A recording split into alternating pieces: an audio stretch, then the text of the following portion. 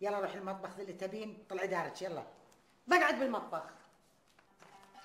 قلب جايب بس الحظ معاندني، ما قدرش اثبت لكم وهي جات لك الفرصة. عاوز الشيك؟ تشاو. رايح نايم تاخدها وتسندها وتطبطب عليها، حرام عليك، انت فاكر نفسك مين يا اخويا؟ فاكر نفسك غضب؟ لما نرجع نبقى ناكله بقى على راحتنا. ايدك افتح الباب ليديز فيرست.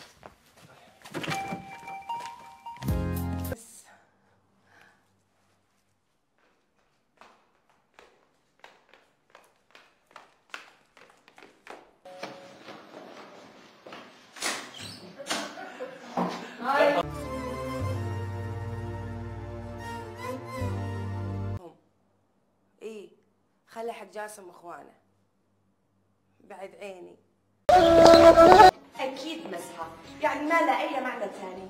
يا جماعه خلونا ناكل قبل ما يبرد الاكل. فضيت انينة الغاز، عم لها خلص الغاز. انا كويسة يا سيدي، انت اخبارك ايه؟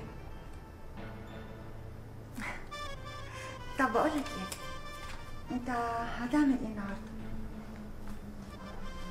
ولا حاجة؟ طب بما انك بقى مش هتعمل حاجة، امتى هقولك وانا ما بدك تهديني شيء؟ بعرف انه الهديه ما بتنطلب بس يعني